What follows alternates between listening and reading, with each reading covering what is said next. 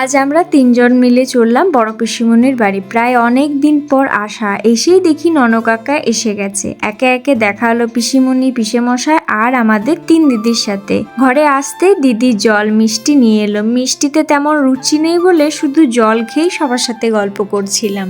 শরীর ঠিক আছে? শরীর ঠিক আছে? জল ঝড় লাইন নাই, কিছু না, ঝড় না। পূজার দিনে রেকর্ড জানো, এতদিন আমি আসি, পূজার দিনে কিচ্ছু হবে না। এবার বলি এতদিন পর পিসিমণির বাড়িতে আসার আসল কারণটা। পিসিমণির বাড়ির কাছেই খুব বড় করে কালারায়ের পুজো হয়। মা আর ও দুজনেই বললো যে চলো ঠাকুরটা একবার প্রণাম করে আসি। আমারও কোনোদিন এই পুজো দেখা হয়নি, তাই ভাবলাম সুযোগটা হাতছাড়া করা ঠিক হবে না। মন্দিরে এসে দেখলাম মেলাটা বেশ বড় করেই বসেছে। যদিও মেলাটা ভালো করে ঘুরে দেখা হয়নি, তবে যেটুকু চোখে পড়লো তা দেখেই বুঝলাম।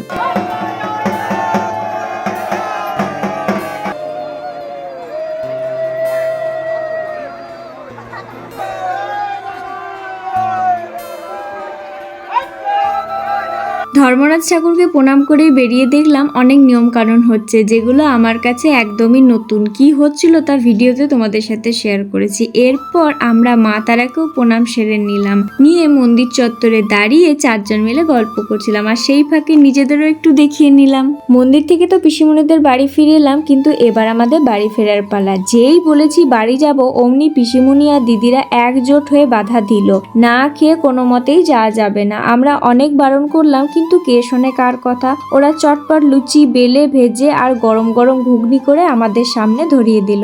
মা তো খেলো না, শুধু আমি, ও আর ননকাকা মিলে পেট পুড়ে খেলাম। সাথে মিষ্টিও দিয়েছিল, কিন্তু আমরা দুজনেই তো মিষ্টি খাই না, তাই ওটা ফেরত দিয়ে দিলাম। তবে ঘুগনিটা কিন্তু দারুণ হয়েছিল। খাওয়া দাওয়া তো হলো। এবার সব শেষে ভাগ্নিদের সাথে দেখা করে পিসিমণি, পিসেমশাই ও দিদিদের কাছ থেকে বিদায় নিলাম। কিন্তু বাড়ি থেকে বেরোতেই এক সুন্দর দৃশ্য চোখে পড়লো। দেখলাম বাবা কালারায়ের বাড়ি আসছে। তবে আমার ঠিক জানা নেই এটাকে কি বলে, যদি কিছু ভুল বলে থাকি ক্ষমা করে দিও। তবে দেখলাম সবাই খুব ভক্তি ভরে প্রণাম করছে। আমরাও এমন সুন্দর মুহূর্তে দাঁড়িয়ে পড়ে একবার প্রণাম করে নিলাম।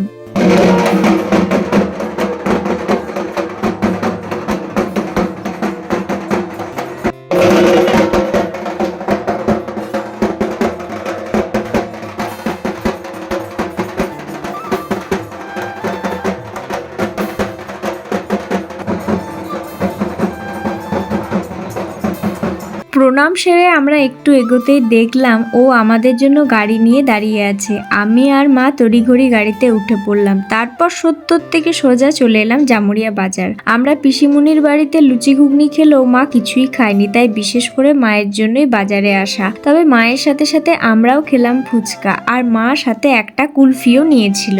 যাই হোক, অনেক তো ঘোরাঘুরি হলো, এবার কোয়ার্টার যাওয়া যাক। রাধে রাধে সকলকে।